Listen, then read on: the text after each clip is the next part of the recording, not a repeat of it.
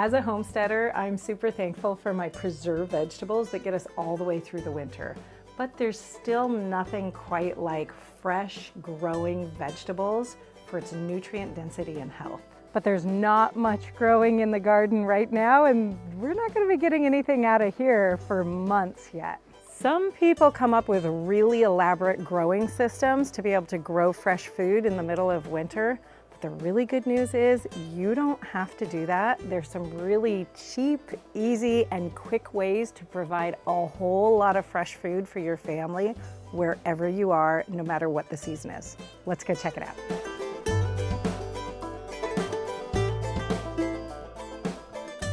Two different ways that you can grow a lot of nutrition and a lot of vegetables inside your own home, regardless of the season, are microgreens and sprouts. Now, microgreens and sprouts are different, but they both have some really great health benefits. They both are incredibly filled with vitamins, minerals, with enzymes, and with amino acids, which are the basic blocks of proteins. That makes them good for your digestion, for your skin, for your liver, for your kidneys, for your lymph glands, and for just about every other part of your body. Both of these types of food are incredibly good for you. They're also something that's called biogenic foods, which means they're actually still alive.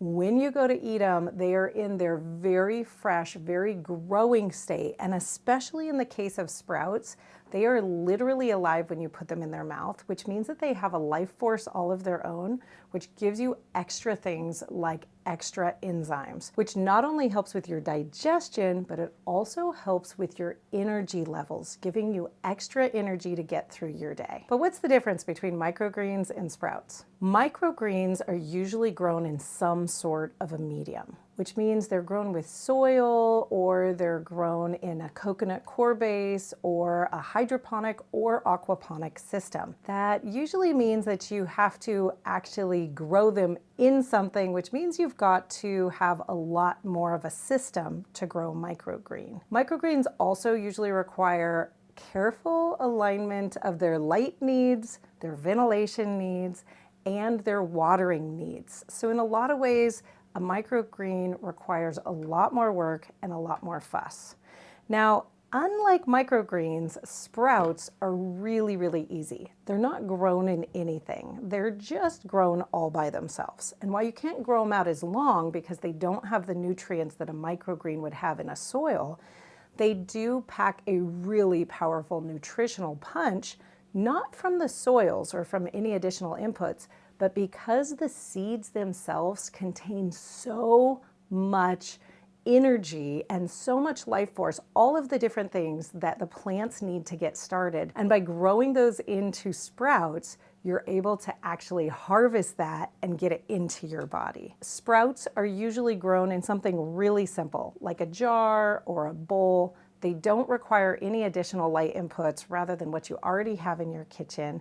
And their watering needs are actually pretty easy. So while microgreens are a great way to go for some people, and if you really want to increase the amount of food you're growing and do a large indoor system with a lot of growing space, microgreens are great. But for most of us, sprouts are what's really easy to get started in our kitchen and to maintain day after day. So let's look at how to sprout them. Getting started with sprouting is super easy because you need almost no equipment. It's a really low input system.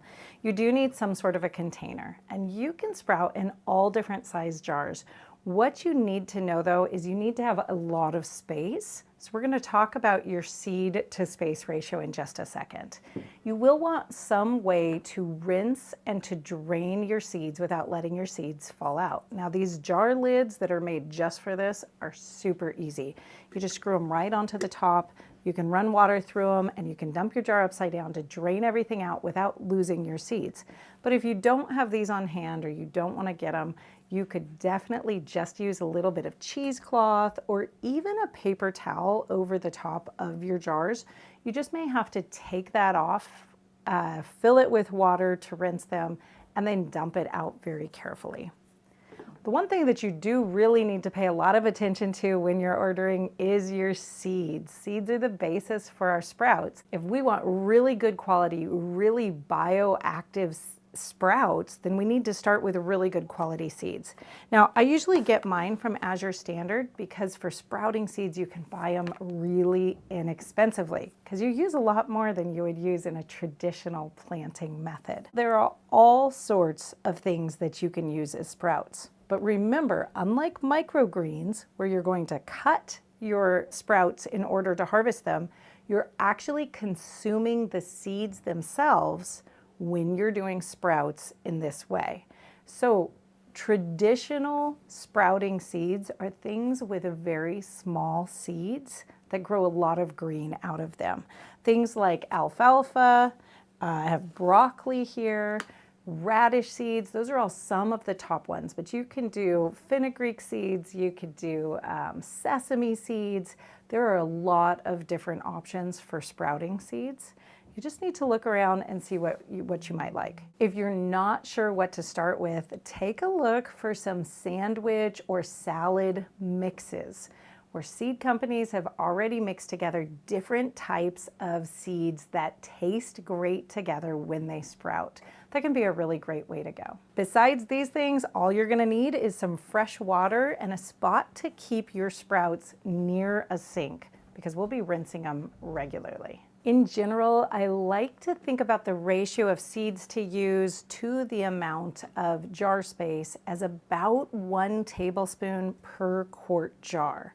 That should give you a nice full jar as the sprouts develop without overcrowding it and making it hard to wash them properly, thereby making them a little bit slimy or not as fresh as you'd like them to be.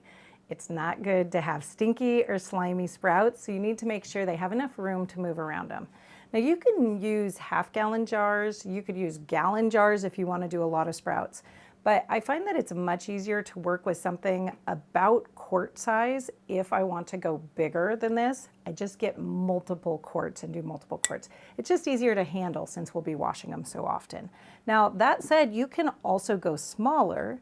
You'll just need to make sure you cut the measurement in half. And the way we start with any sprouts is to take our about tablespoon, maybe a little bit of a shy tablespoon, scant tablespoon there, and put it right inside our jar. And that is going to be the hardest part of the whole thing. So this is a pretty easy system. What we need to do is we need to kick off that sprouting by giving our seeds a really good soaking. So we're just gonna pour some room temperature water right on over that and give it a little bit of a swirl. There we go, to make sure all of them are completely wet. Now, each different type of sprouting seed that you'll get has a different optimal amount of time that they need to be soaked. And you can get really detailed and really fussy. Some will say 4 hours, some will say 6 hours, some will say 12 hours. But I find that if you just plan on about 6 hours or somewhere between 6 and 12, like start them in the morning and drain them in the evening, that they almost always work just fine. So make it easy and kind of go for that average somewhere between 6 and 12 hours of soaking. And then you'll want to put your lid on. And after that soaking time, you'll just go ahead and drain out your water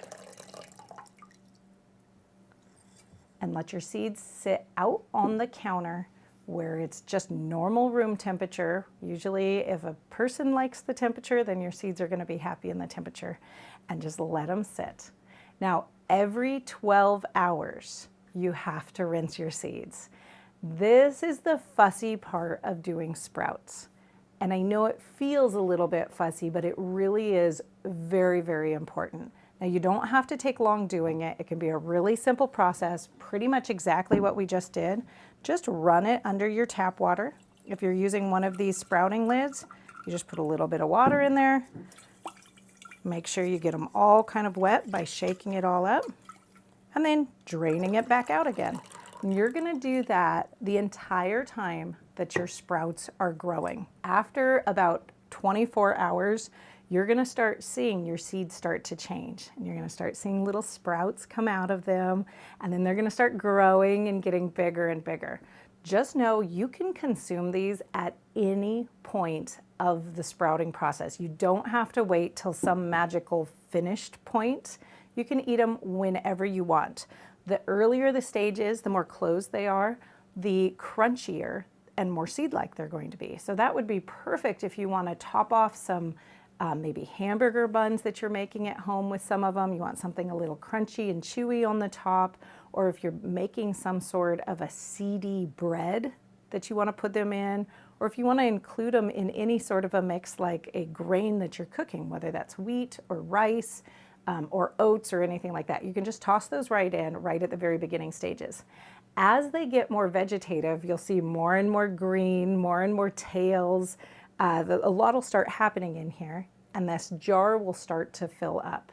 And at any point that you want, you can start adding these to salads. You can put them on sandwiches. You can sprinkle them to top off your soups. These are powerful when it comes to their nutrient density. So even just a tablespoon of these things is gonna add more vitamins and minerals to your diet than probably your average multivitamin. So start eating them whenever they look right. But at about 5 to 7 days, you'll have really nicely developed sprouts that have nice little dark green tops to them. And that is really where you want them to get to. When you see them get to that place, you're gonna wanna give them a really good rinsing again. A really good one. You might wanna rinse them 2 or 3 times in a row. Make sure they're really clean. Swap out your sprouting lid for a regular 2-part lid, and then keep your sprouts in the refrigerator to stop their growth until you're ready to use them. Now, of course, sprouts are going to be in their most nutrient-dense form as close to their growing as possible, which means the longer you store them in the refrigerator, the less nutrient dense they're gonna be, so eat them as quickly as possible. Now, if you want to start a multi-system where you're really sprouting enough to have a lot for each person every day, consider starting 1 or 2 new quart jars every single day. That'll give you a whole collection of jars. It'll essentially be your indoor kitchen garden, but it will really augment your diet and give you a lot of really great nutrition to have, especially through the winter months when your bodies just really need that extra nutrition and you're not able to get really fresh foods out of the garden. This is a great way to get a lot of good food into your family without having to run to the grocery store, without needing a garden outside, really with very, very little work. If you want to learn about other really, really easy growing methods for growing a lot of food, check out this video right here.